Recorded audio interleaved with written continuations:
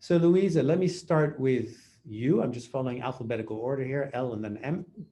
Um, so the first question, the question that for me is of the many things that you could talk about is, so where do you see some of the key needs for transformation in food systems within Africa particularly, and what's the role of leadership in contributing to that transformation? Where do you see the gaps and what's happening in terms of positive leadership that we can connect to?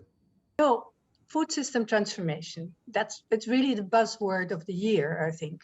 And I'm going to say a couple of things that may provoke you into further thinking for the rest of the time.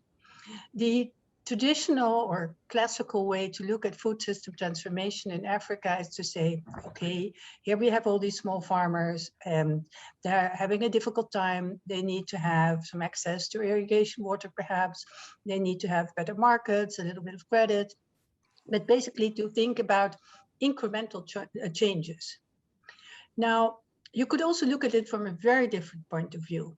And I'm not saying that one is better and the other is not good, but definitely there is another view. And that is that labor is going to be a scarce factor in Africa, not because there are not enough people. We know very well there will be 4 billion people at the end of the century, but many people will actually move to cities and do other things, move out of agriculture, maybe move a little bit into agriculture transformation in the sense of processing, but most people will not work in agriculture. That's very logical. This has happened everywhere from Asia to Europe to the US. So labor will be more scarce, and in some parts of Africa, it is already scarce. And if you want to keep labor, the wages have to go up. So productivity of agriculture has to go up. So one way or other, we need to go to systems that are both efficient in terms of resource use, soils, water, fertilizer, you name it, crop protection, but also in terms of labor. And that requires really also leadership. It might very well be that in 50 years' time, we will be talking about the massive transformation of Africa in terms of robotization. It may be very well that we're talking about Africa being one huge garden for the world where intensive horticulture is going to be the key issue. So I want to provoke you, and again, I think this is a matter of leadership, to think back from the end of the century when there will be 4 billion people, or if that's too difficult, back from 2050, and look towards now. What is the kind of African agriculture that we want? And I bet you that's not going to be only a small scale farming situation where only or mainly women are working. It's also not a situation where we have these little changes. There will be radical changes. And we can already see some of that. There are several countries in Africa, for example, that have taken the lead on looking again at genetic modification, or at least at genetic editing or gene editing in CRISPR-Cas. There are other areas where there is a lot of work in terms of thinking about new systems for water supply. The advent of electrical power through solar energy will really massively help irrigation. And I cannot repeat, and then I'll stop and give Marty a chance to mow me away if necessary. Let me repeat that in Africa, south of the Sahara, 4% of the area is irrigated. In China, it's 40%. In India, it's about the same. There's so much more that can be done with the huge supply of water that we have in Africa, with the Great Lakes, with the great rivers. And we will be able to do that because electricity in 20, 30 years' time will be much cheaper than today. So we must plan, we must have that leadership vision for the future and plan for the positive changes that are about. Taking into account, obviously, the limitations of climate, the need to maintain biodiversity of the beautiful African forests, and so on. Well, this is my shortest Joost I can do on this issue. So let me leave it here. I'm impressed. You managed to get in 5 key points in 5 minutes. Thank you. Martin, you want to pick up the rod, pick it up from here, and then perhaps you can, as you do that, end off and throw back something at Louise and say, hey, Louise, I see this the same or differently. Thank you, Joost and Eunice, and all colleagues on this call. Louise, thanks for sparking this little intervention that you and I have. But also for me to just express my deep sense of gratitude on behalf of Wasafiri when I was invited by Kate and to look at what you guys are going to go through. I couldn't help but just have admiration and hope. Hope that there are young people, young because I'm 57, then I earn the right to call most people young. Young people getting involved in what is the basic element of what it means to measure progress or lack of it. And if we seriously look at our aspiration as a continent, in order to begin to resolve all the challenges we confront, you are in the sector that is at the heart of it, the soil. Whether we are talking about aquaculture or horticulture or agriculture in general or finance, you are at the heart of it all. If we begin to redefine our relationship with soil, we may just begin to understand all the other elements. So I'm looking at leaders like you, not only because there is agric next to your name, next to your title, but also because you might just begin to crack the wisdom that we need as a continent to surge forward. I would cry and withdraw my earlier statement if agriculture for you simply means copying what the Western world has done, imitating the massive production that they have managed to do over time, and they have sold to us for a long period of time. We need to rethink and redefine that. That's the beauty of this class you have. It's to begin to sit down and say, Africa, after 401 years of slavery, colonialism, are you going to stop and begin to think by yourself? And not to define economics and competition and success, which is measured on one little individual.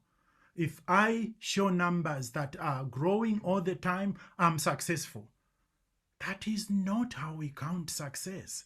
If our aspiration is to be where the Western world is, God forbid. They have to begin now to inquire whether that is the right way, whether it's in agriculture or anything, talk about anything. I'm grateful I live here in England, but I also know how fractured society here is, how people are separated from soil. And you are having that opportunity to redefine that. If, guys, the economics and agriculture you learn is just what we are coming from, God help us. But I also have confidence just because I listened to the people that began to speak. There is hope in there. In the voice you hear the linkage between the ecological divide, the need to bridge the ecological divide with the social divide and the well-being divide. That gave me a good sense. That gave me hope. But it requires a lot of deep thinking, but also sometimes the kind of candidness and honesty that we have not always exercised as an African continent. We need that. Thank you. Great. Well, thank you both for, well, before I get involved, perhaps let me give you the opportunity to say, hey, I heard something from the other, which I would like to pose a question on. Do you have something that you would like to ask each other or at the moment? Shall I raise something, Martin? I'm very much in agreement when you say Africa shouldn't copy the West. And I hope everybody understands that that is not at all what I tried to imply. But I would go further and I would say Africa should combine the elements that they have that are useful, that we know have worked, and at the same time, use the best lessons learned elsewhere in the entire world. Chinese agriculture has many examples to give, because in fact, it also started with a completely different political history, but very much also with smallholder farming.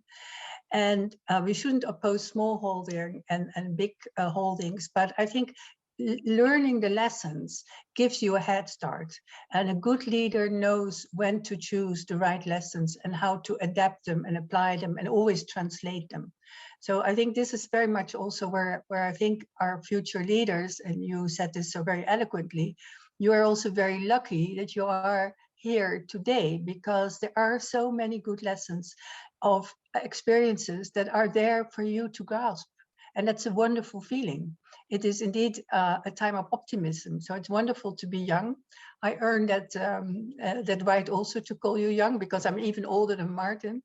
So enjoy the fact that you're young and that you are also, because of the internet and all kinds of things, actually in touch with all the best experiences in food and agriculture in the world.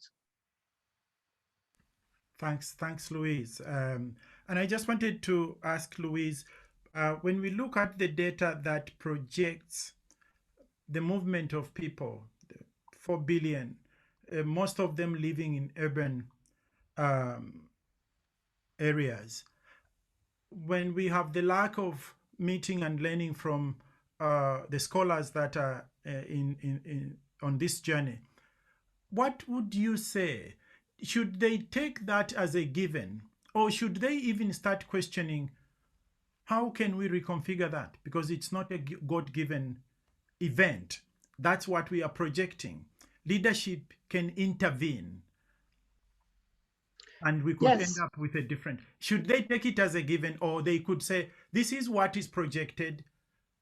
Is there any form of intervention they can do in order not to put pressure on either the cities or the production of the different foods that the cities will need?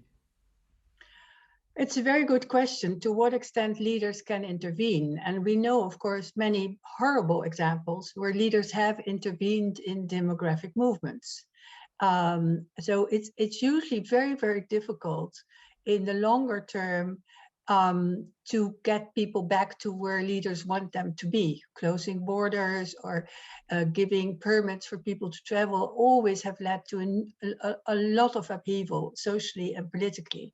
So I think ultimately you want responsible leadership. And that means saying to the people, look, these are the projections. This is a collective problem. It's not just one country, but it's the whole of Africa. This is a collective problem. Why are people moving? We need to look at that, but probably because they're looking for better opportunities. This is also why migration, inter-country migration takes place. So are we not giving them the best opportunities in our country? And then the intervention, rather than being a sort of tight intervention from the top down with all the difficulties you have with that, could be, well, let's invest in better jobs. Let's invest also in better jobs in the rural areas. And I think that would be a kind of leadership where intervention, but then in a mild form, would actually be something that you should probably consider. Mm-hmm. I hear you. And also for me, an intervention could include having genuine dialogue with communities, not leaders pretending they have answers, because we know they don't have. Regardless of how they come across with clarity, policy statements, it's all manufactured. None of us knows. The only solution possibly lies in genuine dialogue with communities. And we begin to hear what is coming out of there and then experiment a new way. I am just suspecting that when one strong paradigm of thought is communicated, it becomes as if it is an act of God. Actually, no, it's an act of human behavior and human decision. And actually, if people sat together, they might just do something different. I have the fortune of teaching at MIT a program called Values-Based Banking. And I'm working with small challenger banks that are claiming money doesn't have to be used this way. And they are prototyping their way of how to create patient money.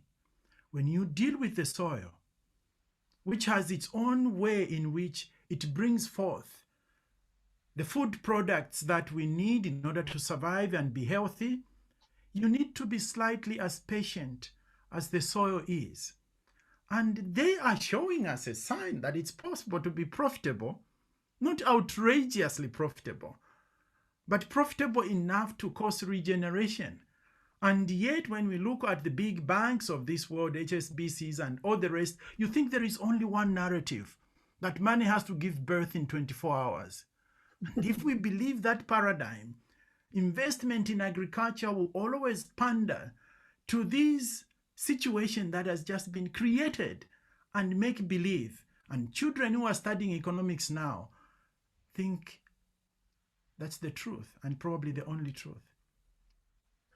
Yeah, it's very interesting that you raise that. I think good leadership also always means listening to your environment first. And that's people, but that's also in a way listening to the soil, listening to natural resources. And the other thing, which I really want to, if there's one message I want to give you guys up there on my screen, that is the best decision making politically or as a leader is by trying to get as many of the facts. And facts are not only statistics, but facts are the best possible approximation of how you see the world at that time, including the differences of opinion, including the uncertainties and so on. But in order to be acceptable as a leader and in order to be guided also in the right direction, it is important to have the facts. And it is important, therefore, to build up a good relationship with institutes of higher learning, whether it is in your own country or elsewhere, or MIT and so on. It is important to have yourself be driven by the facts, but the facts are not an excuse to make a choice.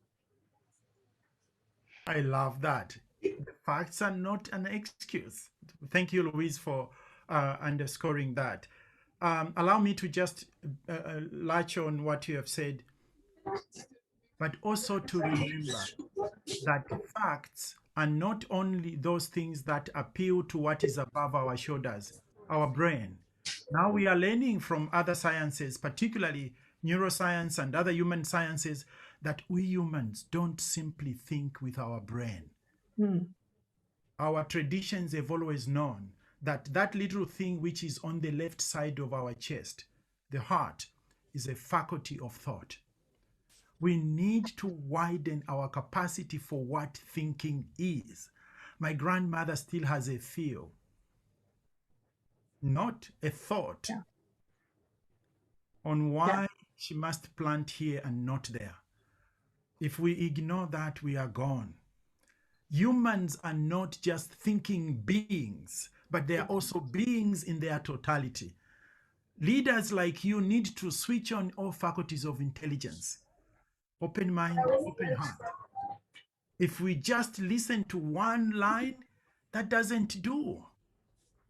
We need to feel our way through the development we need as a society. To do that, we need to suspend the traditional voices we have, which is the voice of judgment, sometimes cynicism, and fear to experiment our way to the new.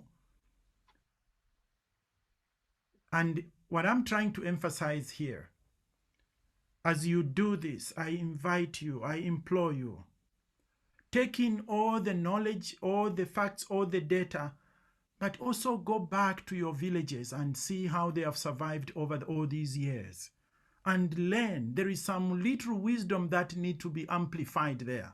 The fact that we can press a button and connect the 40 of us in one call doesn't mean that we know how to crack the challenges of life.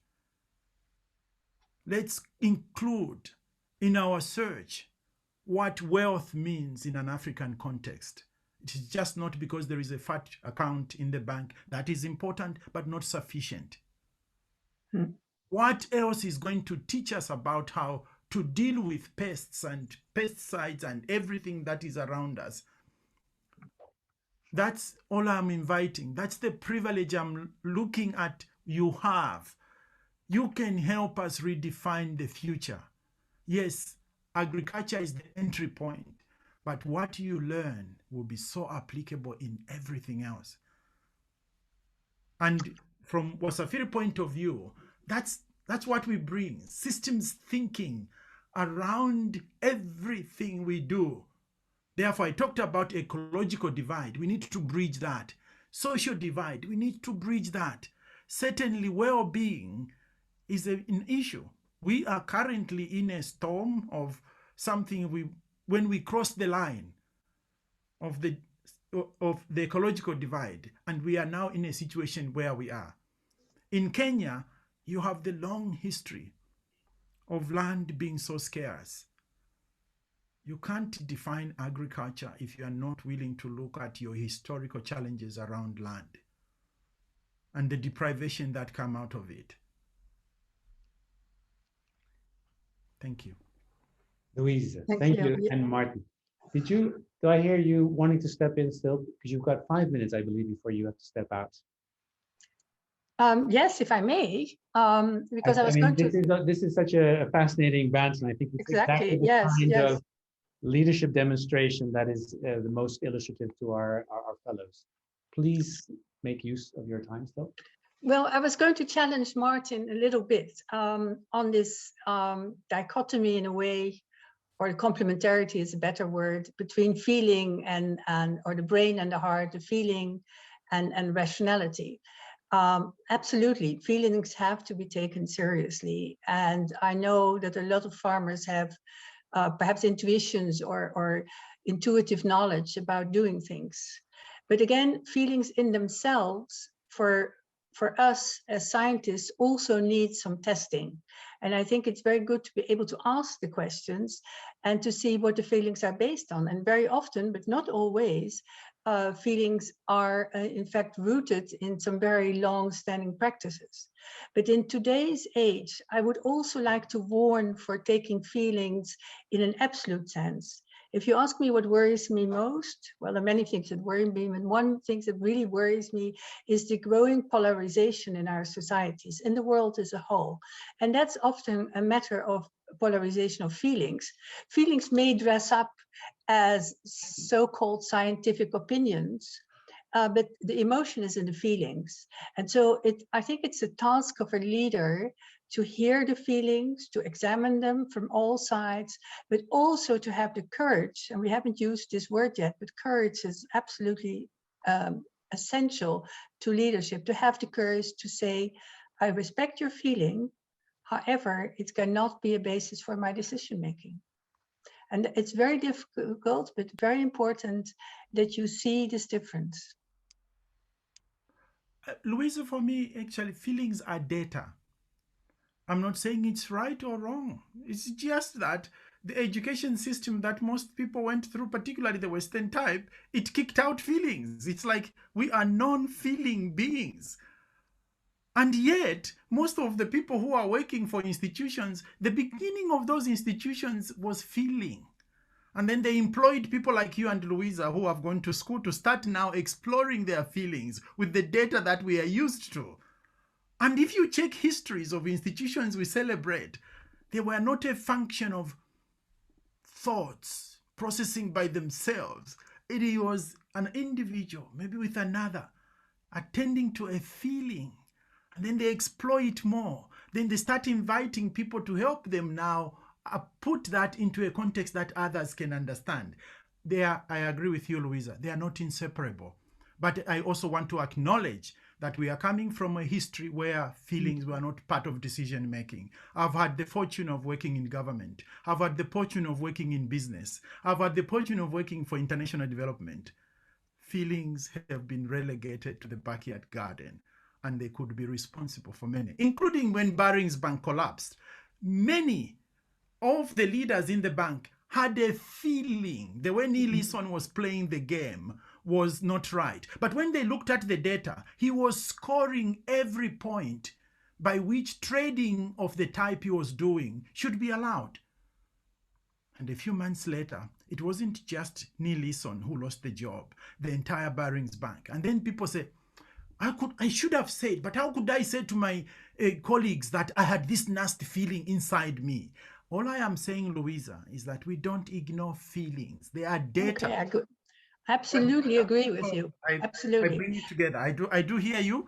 They are not the complete fact, but they are also not just something we should throw out. No, they are complementary. But the question is that you should be able to look at them also in a dispassionate way.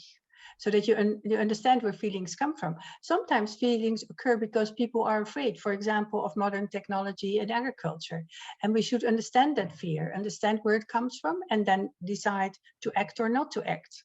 But if you don't understand it and the fear is there like a big elephant in a room, we cannot move forward. So the courage is very important. And I saw a comment just coming by in the chat. It is about courage, and it is about exploring the history. Histories are very different, and yet at the human level, they also can be quite similar. And it's again, a leader is a person who can make the distinction between fact and emotion, and not rating one for the other, but also between what is relevant in a history, what is individual, what is collective, and has the courage to act. So it's distinction and courage that are very, very important parts of being a leader, whether it's in agriculture, as you say, or elsewhere. And colleagues, just to add on to what Louisa said, if I was to put in a slight definition of leadership, that odd leadership of one lone ranger who is gifted, talented, thinking and acting and making decisions is gone. Yeah. No one good person is good enough to help us crack where to go to. What is the currency now? Collective leadership. Invest in the capacity to have skills of what it means to be collective in leadership. There isn't one good, gifted person out there. And if you have that in your mind, I beg you, check it out. It won't get us anywhere. We have invested in that all the time. We get, and that's why for me, this scholarship is critical, because it's bringing peers together and helping them to learn how to crack intractable challenges together. The first time I went to Karlskrona, my system was shocked because I found that students were writing their master's thesis in groups. And I said, guys, how can this work? And then someone challenged me and said, Martin, apart from passing exams, everything else we do it in collective. People don't learn how to collaborate. Louisa, I know you may have to leave. Yeah, unfortunately, I have to go to Agnes. Good luck to you all. Thanks, Martin. It was great to have a chat with you. As always, we're very complimentary. Joost, thank you for your leadership, and all of you, enjoy. It's going to be wonderful. Be critical, ask all the questions. There is no question that cannot be asked. And we are there with you, and we wish you all the best. And Joost, when you guys need me again, thank you so much. Really great to speak to you. Thank you for joining Ciao, us. ciao. Bye. Bye. Bye-bye.